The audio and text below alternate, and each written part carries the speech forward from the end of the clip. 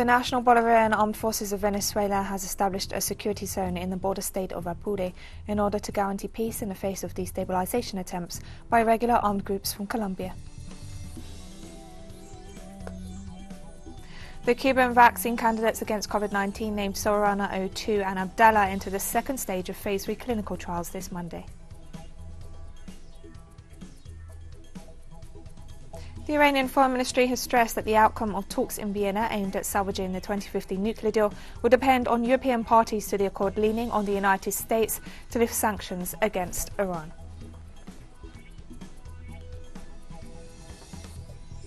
From the headquarters of teleSUR English in Havana, Cuba, this is From the South, and I'm Katrina Goss.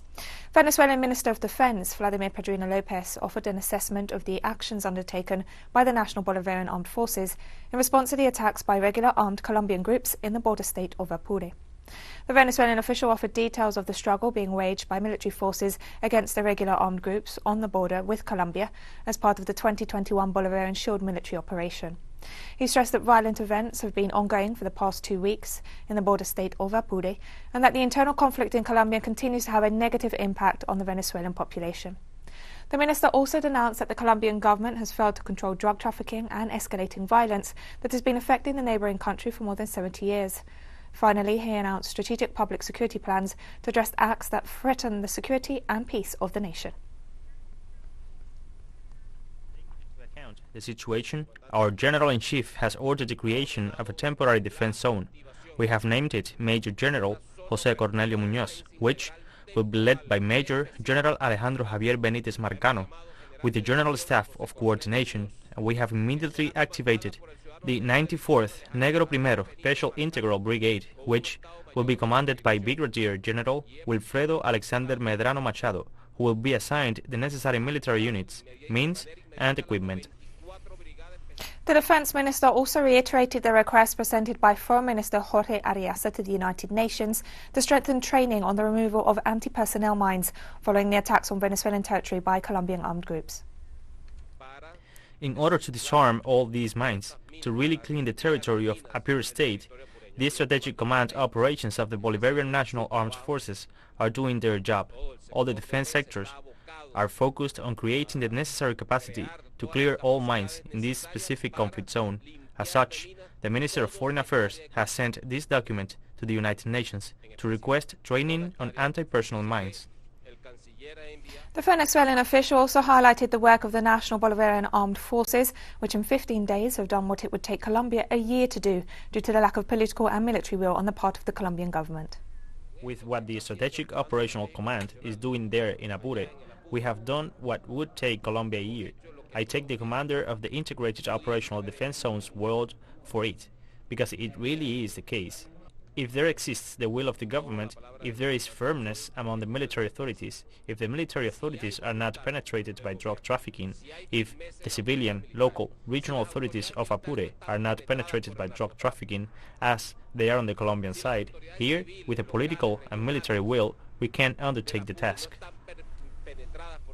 Meanwhile, in Colombia, the Institute for Development and Peace Studies denounced this Sunday the murder of an indigenous leader in the municipality of Coloto, located in the department of Cauca. According to the institute, the victim was Fernando Lozada Franco from the Nasa de Tacuello Indigenous Reservation, a member of the National Union of Security Professionals in Coloto. As reported after preliminary investigations, Lozada Franco was found with several bullet wounds, and for the moment the authorities are investigating the motives of the murder. Authorities also confirmed a new massacre in the municipality of Circasia in Quindío department, where 4 citizens were killed. So far this year, a total of 42 social, community and union leaders and 13 former guerrilla combatants have been killed in Colombia, while 25 massacres have been perpetrated.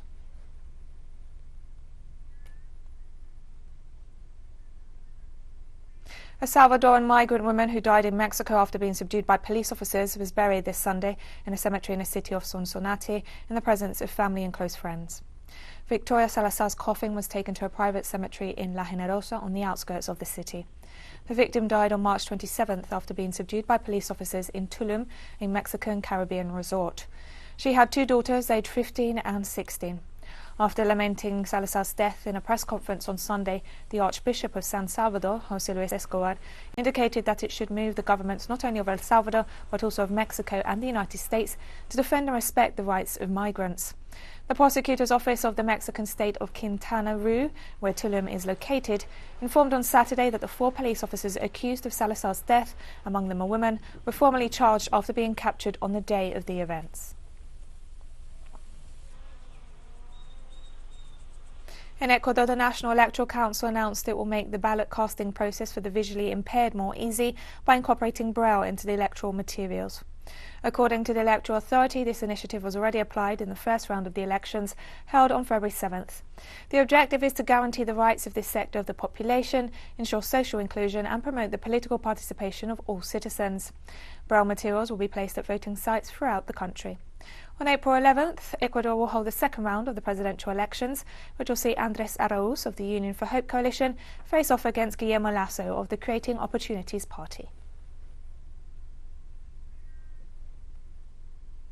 In the context of the upcoming legislative elections to be held in Mexico in June, President Andrés Manuel López Obrador pointed to the lack of transparency in the process, stressing that fraudulent acts have harmed the population. We're not going to keep quiet about this, because we have been victims of electoral fraud, and fraud has cost for the people a lot, a huge lot. In addition, social activists who have been working in favor of democracy have lost their lives, activists that after fraudulent elections began to protest and they were murdered. The Mexican president also provided details about the mass vaccination process being carried out in the country, with priority given to senior citizens. In Mexico City, around 75% of the elderly have already been vaccinated, and to me this is very satisfactory, representing about 1.2 million. And we'll be right back after this very short break, so don't go away.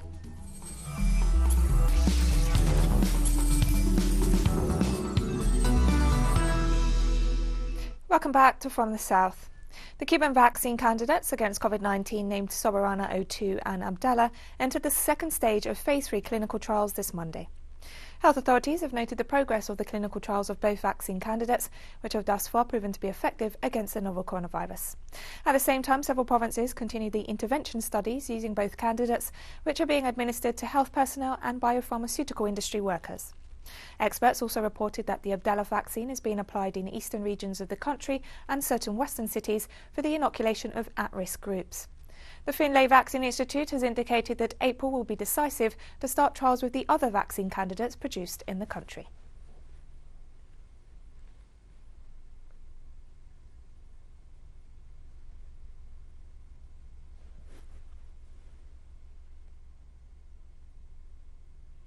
This Monday, the Colombian government announced measures to be applied as a strategy to avoid a third wave of COVID-19 infections.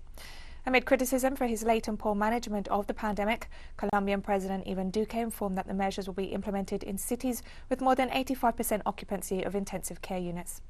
Authorities will also enact nighttime restrictions and curfews in several regions.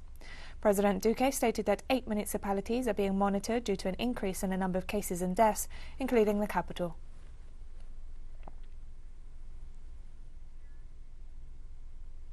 In Chile, travellers crowded Santiago International Airport on Sunday as the nation prepared to close its borders throughout April from this Monday amid record numbers of new COVID-19 infections. The Chilean government announced new measures to curb the advance of COVID-19 on Thursday, including the closure of air borders during the whole month of April. Travel abroad will be restricted for a period of 30 days, both for Chilean citizens and foreign residents.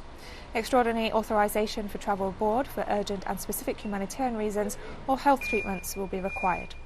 Likewise, from April 5th to 30th, only nationals and foreigners residing in the country or with consular authorization will be able to enter the country. I'm getting a little scared. I'm ready to go home. I've been on a ship. We came here to fly home, and then tomorrow is supposed to be closed. Yeah, so I'm a little scared. I'm ready to go home. It seems to me that the Chilean authorities are experts in making bad decisions. So this seems to be one more of them, because I don't know if it has to do with a health issue or if something is really happening because it wasn't done before. This hasn't everything. Now there are more people than ever at the airport. On Monday, Greece relaxed the nationwide lockdown by opening most retail shops despite a high level of COVID-19 infections and fatalities. Critics have noted the paradox of the lockdown being relaxed, while new cases of the virus are reported at a rate of over 3,000 a day, representing 1,000 more than when the restrictions were announced in November. Meanwhile, the daily number of fatalities is now more than double what it was previously. Restrictions on retail remain in place in areas around Thessaloniki and Patras, Greece's largest cities after Athens, because of spiking infections. Free rapid tests are being made available in public spaces, and people can shop by appointment, as the government hopes to stem damage to the economy that has suffered from reduced tourism. People keeping the measures out after so many days locked inside. It's the first day the shops are opening. We click away and click in shop. Thankfully the market opened again and we can see some movement. I hope the measures are kept and people with individual responsibility keep their distance and go about their shopping so that the government doesn't take further measures and closes us down again. On Monday, a shipment of 500,000 doses of the Chinese Sinopharm vaccine arrived in Serbia. The shipment was welcomed at Belgrade Airport by Serbian Prime Minister Ana Brnabić and the Chinese ambassador to the country, Chen Bo. The PM hailed the delivery, which he said had now brought the total amount of vaccine doses Serbia has received from China to 2.5 million. So far, the country has vaccinated some 1.5 million people out of a population of 7 million, but it has seen the drive slow down recently as fewer people have stepped forward to receive jabs. As part of moves aimed at keeping the economy running, the government eased restrictions despite the high number of infections. Bars and restaurants are now allowed to serve guests outside at reduced capacity and with respect for social distancing rules. Today we are again at Belgrade Airport, Nikola Tesla, to welcome another shipment of Chinese Sinopharm vaccines. This time 500,000 vaccines, and with this shipment that arrived today, we have received from the People's Republic of China 2.5 million vaccines in total. I hope that this new shipment of Chinese vaccine will additionally help the process of building an immunization in Serbia. I wish all good health. The Iranian capital, Tehran, is once again facing the highest level restrictions as the country struggles with a new surge in coronavirus deaths. Local media informed that the measures imposed on Monday are the third time the capital has faced a so-called Code Red since the pandemic began. A Code Red involves a ban on any travel by personal cars to and from cities and limits working hours of many businesses and offices to prevent the spread of the virus. About 50 cities and towns of the country are currently Code Red, with only 23 in Code Blue or Safe status out of more than 800. Authorities blame the increase on large gatherings and travelling during the Iranian New Year holidays in March. The measures come as Iran's daily death toll again reached 3 digits after months of being under 100. Government imposed this lockdown. All of a sudden, the book fair is open to public. Garment factories under BGMEA, Bangladesh Garment Manufacturers and Exporters Association, and other industries, factories are open. Only we, the shop owners and staff, have to shut down our businesses. We are kept in hold up. This system will make us broke. Legal actions are being taken against people who don't wear masks. This drive of ours will continue. I want to give a message that people who violate the given directives about lockdown and health safety guidelines will face stricter legal actions. Bangladesh is enforcing a lockdown for another week from Monday, shutting shopping malls and transportation to help curb the spread of the coronavirus as the rate of infections and deaths have increased in recent weeks. Health authorities said they were facing overwhelming pressure for intensive care units in hospitals in recent weeks because of the severe cases of infection. Domestic flights, river transport and railway operations were suspended on Monday, while only emergency services will remain operational. The government has asked people not to go out from 6 p.m. to 6 a.m. The nationwide lockdown is the second in a South Asian nation after it shut down for 2 months from late March last year. Store owners and some workers of shopping malls in the capital took to the streets to protest the new measures. Government imposed this lockdown. All of a sudden, the book fair is open to public. Garment factories under BGMEA, Bangladesh Garment Manufacturers and Exporters Association, and other industries, factories are open. only we, the shop owners and staff, have to shut down our businesses. We are kept in hold-up. This system will make us broke. Legal actions are being taken against people who don't wear masks. This drive of ours will continue. I want to give a message that people who violate the given directives about lockdown and health safety guidelines will face stricter legal actions. And we have more stories coming up after this final short break, so stay with us.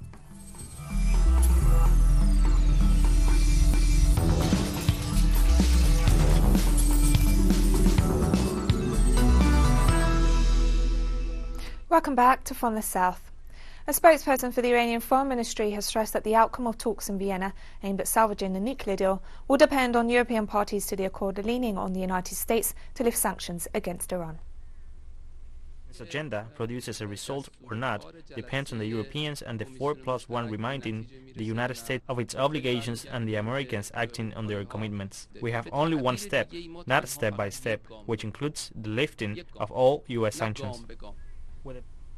The United Kingdom, France and Germany, as signatories to the 2015 Iran nuclear deal, are calling on the United States to return to the accord after Donald Trump unilaterally withdrew in 2018 and reimposed tough sanctions on Iran. Talks in Vienna on Tuesday are intended to create a roadmap for a synchronized return of both Iran and the United States to compliance with the deal, also known as a Joint Comprehensive Plan of Action, which promised Iran relief from international sanctions in exchange for limits on its nuclear program.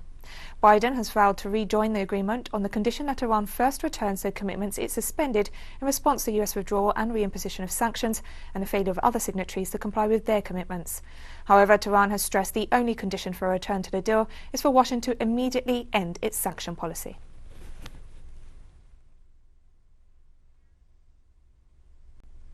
The Russian government announced it may apply military and technical measures in response to the threats from Western countries to deploy missiles in various regions of the world.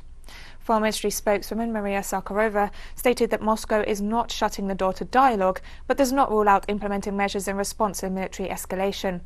Over the last few weeks, Pentagon officials announced their intention to create and deploy land-based intermediate and shorter-range missiles, which are banned under the Intermediate-Range Nuclear Forces Treaty. The agreement was signed by the US and the Soviet Union in 1987, but in 2019 the Trump administration formally withdrew from the treaty. Russia has been subject to an escalation of military threats, as NATO forces have deployed missiles in neighbouring countries for the past few years.